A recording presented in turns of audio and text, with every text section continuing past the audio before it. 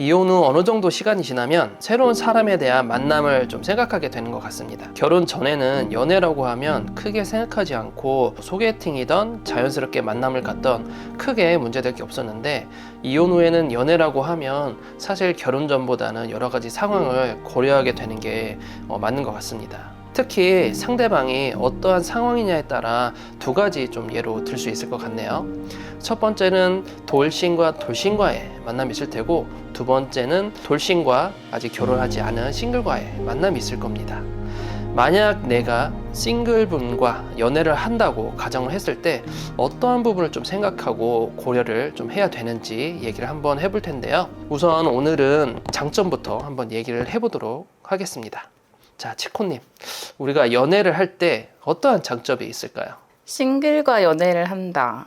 제일 먼저 결혼을 해봤기 때문에 재혼을 생각을 한 연애라면 그에 대한 가이드를 줄 수 있지 않을까 생각을 해봅니다. 가이드가 뭐가 있을까요? 우리가 생각하는 가이드. 가이드라고 해서 거창하다고 볼 수도 있는데요. 그렇지 않고 부모님을 대할 때 혹은 뭔가를 결혼 준비를 실제 하게 될 때, 이때 뭔가의 팁을 줄 수 있을 것 같아요. 맞아요.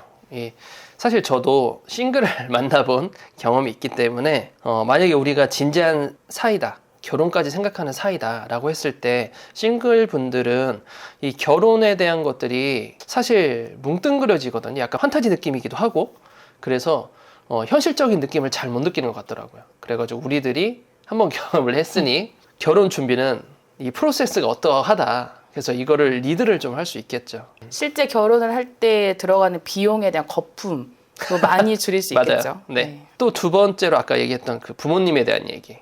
사실 이 진지한 만남이 될수록 그 사람과의 그 사랑이나 릴레이션십도 중요하지만 점차 이 콩깍지에서 벗어나게 되면 주변 분들을 보게 되잖아요. 좀 더 멀리 가면 부모님까지 보게 되는 상황이 있을 텐데, 이 부모님과의 어떤 관계, 그리고 어떻게 대처해야 되는지 이런 느낌도 좀 있을 테고, 또 부모님과의 또 뭐가 있을까요?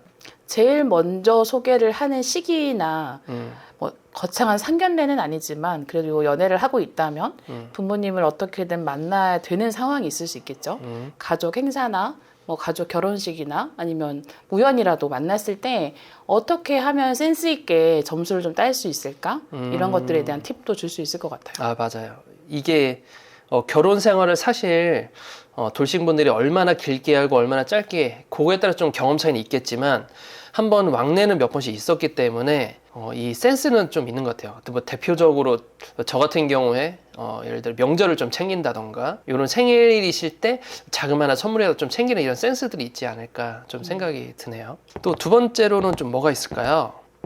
육아를 전담하고 있다면 연애를 싱글남과 할 때는 육아와 조금 떨어져서 정말 연애다운 연애를 할 수 있는 게 가장 큰 장점이지 않을까 싶어요. 맞아요. 우리가 첫 번째 장점은 사실 싱글분들에 대해서 돌싱 이런 점이 좋습니다라고 어필할 수 있는 거야 반면, 두 번째 같은 경우는 돌싱 입장에서 내가 육아를 하고 있는 입장이다 라고 했을 때는 잠시 약간의 뭔가 죄책감, 이런 거 약간 있지만 사실 연애 초기에는 약간 죄책감 있죠. 특히 그렇죠. 아이가 어리면 어릴수록 아이를 맡기고 내가 다른 남자를 만난다? 뭔가 아이에게 홀대하는 느낌 들 수 있겠지만, 자, 이런 거에 대한 내성이 살짝 생기게 되면 부모님께 살짝 맡기고 하루 반나절 정도 연애할 수 있어서, 연애하면서 내가 그동안 쌓였던 육아 스트레스나 이런 것도 좀 벗어날 수 있지 않을까 좀 생각이 드네요. 실제로 뭔가 아이가 떨어진 상태에서 혼자만의 시간을 지내는 것도 매우 좋잖아요. 그런데 거기에 그렇죠. 싱글남과 연애를 한다라고 했을 때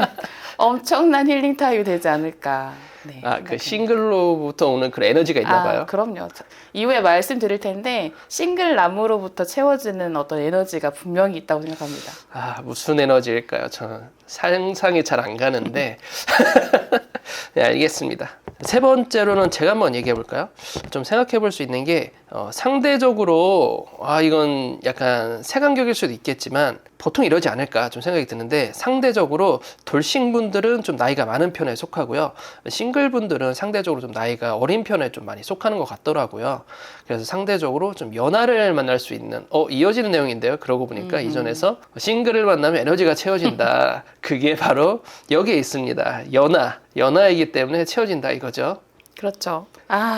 연하남도 좋은데 싱글 남이면 좋죠. 잠깐 지금 약간 과거 회상하시는 것 같은데 네. 아닌가요? 네, 말씀하시죠. 뭔가 얘기하려도 많은 것 같은데 네 싱글남. 아무래도 누나 소리도 연애할 때는 누나 소리를 잘 듣고 싶지 않았는데 네. 이상하게 돌싱이 된 이후의 누나 소리는 약간 다른 부분으로 느껴지는 게 있긴 하더라고요. 그래요? 네. 네, 알겠습니다. 네, 저도 뭐 마찬가지로 아무래도 나이 어리신 여자분을 만나면 약간 부담은 있지만 거리를 약간 활보하다 보면 약간 어깨뽕 약간 들어간 느낌이 좀 들 때가 있습니다. 네, 그거는 어떻게 부정할 수 없는 현실이기 때문에 그렇고요. 자, 다음에 좀 어떤 게 있을까요? 아이가 없는 상태에서 만약에 이전에 우리가 나이가 있는 상태에서 육아로부터 떨어져 있다는 얘기를 했지만 이번에는 도시인 중에서도 아이가 없으신 분들도 많이 있거든요. 그래서 아이가 없는 상태에서 이혼을 많이 했을 경우에 싱글을 만나서 연애를 할 때에도 좀 아무렇지도 않을 수 있다. 왜냐하면 사실 도시잉이라고 하면 플러스 알파 뭔가 아이가 있을 거다라고 막연히 좀 생각이 들 텐데 사실 아이가 없으신 상태에서도 이혼을 하시는 분들이 많이 있기 때문에 사실 그냥 싱글이라고 봐도 좀 무방하지 않을까 좀 생각이 드는데 어떨까요? 보통은 아이 없는 상태로 이혼을 하게 됐을 땐 싱글을 만나는데 제약이 많이 없죠. 사실 그런 의미로 그쵸. 본다고 하면 네. 상당한 장점이지 않을까 생각을 해봅니다. 좀 약간 바꿔서 얘기해서 싱글 분들도 사실 이분이 아이가 없기 때문에 어떻게 의심할 수가 없잖아요. 갑자기 9시쯤에 연락이 안 된다던가 아니면 갑자기 이 사람이 피곤해 보인다던가 이런 것들은 좀 보이지 않을 수 있기 때문에 아무래도 상대적으로 육아를 하시는 분들보다 아이가 없는 돌싱인 분들이 좀 더 유리한 측면이 좀 있는 것 같아요. 어떤 싱글 분들 만나는 데 있어서. 자, 그다음 뭐가 있을까요? 한번 이혼이라는 경험이 엄청 인생에 있어서 정말 쓰디쓴 아픔의 경험이잖아요. 그렇죠. 그렇기 때문에 그 연애 상대자한테 정말로 뭔가 성숙한 느낌을 줄 수 있어요. 실제로 보면 뭔가 정말 산전수전 다 겪은 사람이라고 맞아요. 제2의 인생이 시작이 되죠. 네. 그렇기 때문에 정말 우리가 경험해봐서 알지만 지금 이렇게 웃고 이야기를 하지만 그 당시에는 정말 힘들었던 과정을 다 겪잖아요. 네. 누구든지 마찬가지일 텐데 그런 과정이 그냥 가진 않거든요. 그래서 살아가는 과정 중에 이런 것들이 삶에 비춰졌을 땐 상대방이 되게 많이 성숙함 혹은 뭐 어른 같다? 정말 이혼을 한번 해야 어른이 되나? 이렇게 느낄 정도만큼의 뭔가의 성숙도가 있어서 그런 것들을 좀 칭찬하는 경우도 많이 있고 실제 칭찬을 받은 적도 있는 것 같아요. 맞아요. 그러니까 결혼 전과 결혼 진행할 때와 이혼 후에 이 모습이 다 달라요, 사실은. 그리고 결혼할 때는 뭔가 러블러블리한 뭔가 행복한 기운이 많이 있지만 이 이혼 뒤에는 약간 지옥 같은 느낌이 거의 지옥이죠.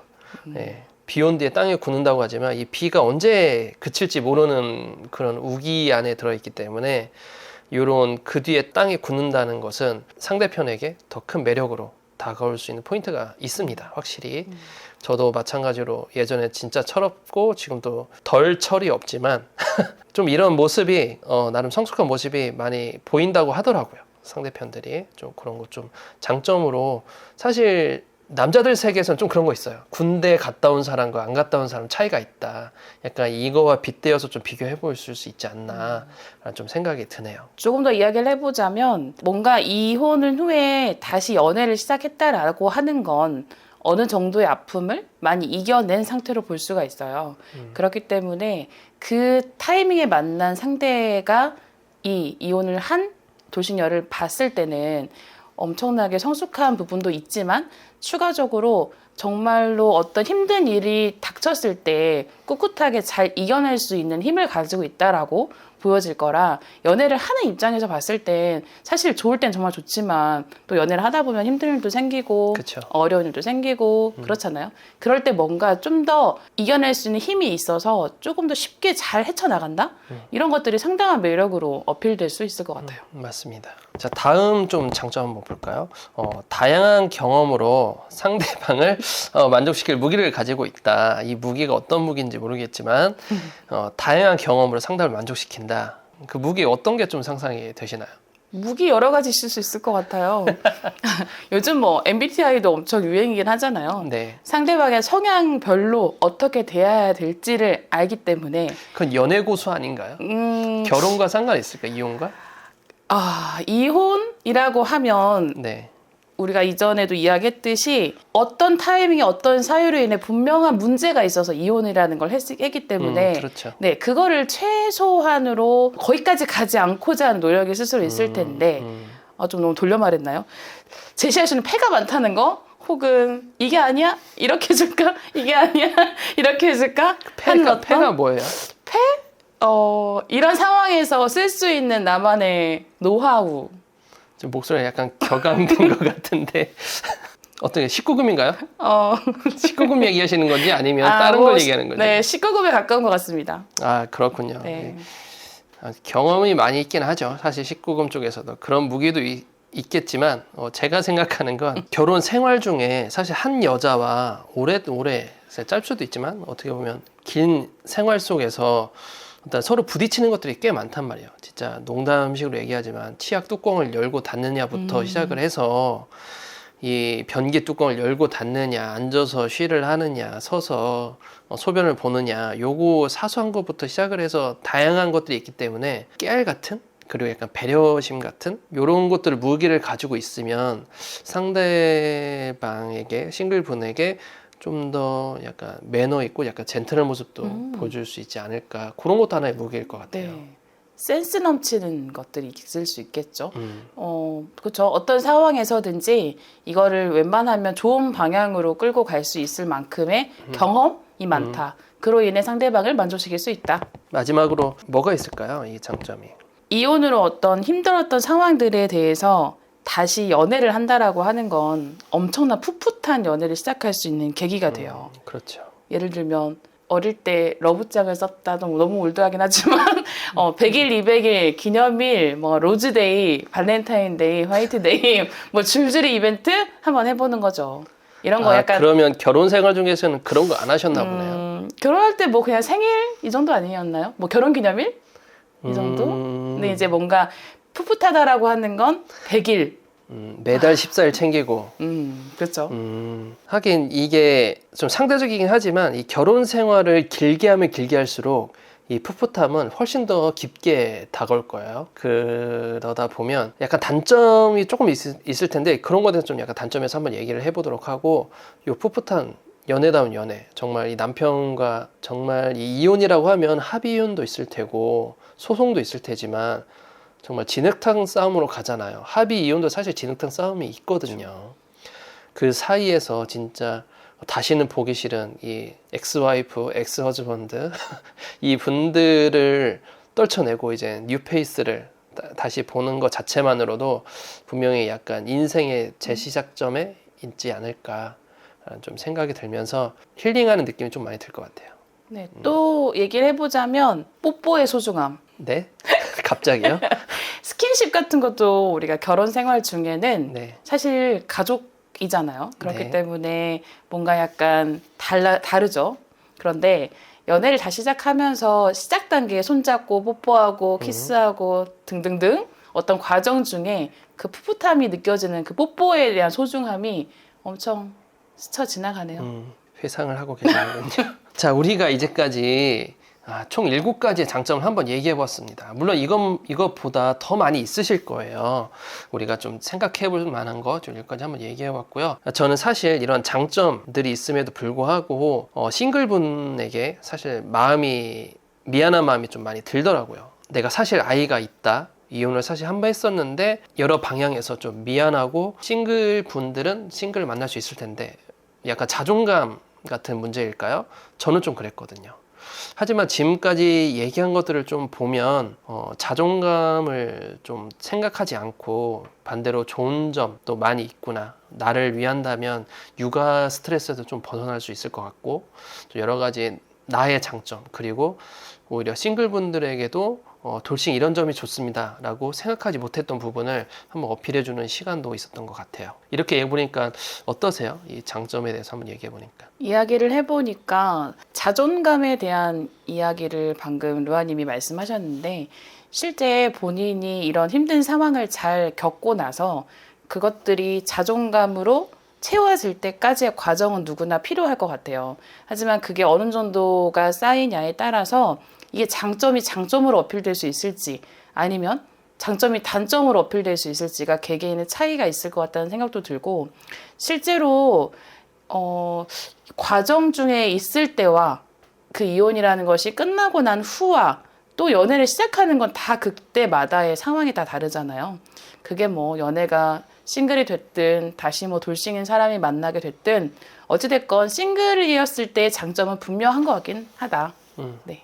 네. 이렇게 정리할 수 있을 것 같습니다. 네. 사실 연애라는 것이 재혼을 생각하고 있지 않는 것이 가장 좋은 것 같습니다.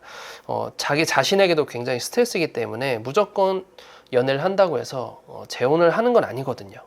이것은 싱글 때와 돌싱일 때 다른 건 없는 것 같습니다. 미래를 보지 말고 현재, 그리고 눈앞에 있는 그분에게 집중하시는 게 가장 좋을 것 같네요. 싱글분과 데이트, 싱글분과 연애 꼭 용기를 내보시길 바랍니다. 다음 시간에는 싱글과 연애의 단점을 한번 얘기해 볼 텐데요. 구독과 좋아요, 알림 설정하시면 이 단점에 대한 영상을 바로 안내 받으실 수 있고요. 그리고 이제까지 얘기 나눈 것 중에 이 부분도 장점이에요, 이 부분도 좀 정말 좋은 것 같아요 라는 것들 댓글로 많이 달아주시면 좋을 것 같습니다. 자, 그럼 다음 시간에 뵙도록 하죠. 감사합니다. 감사합니다.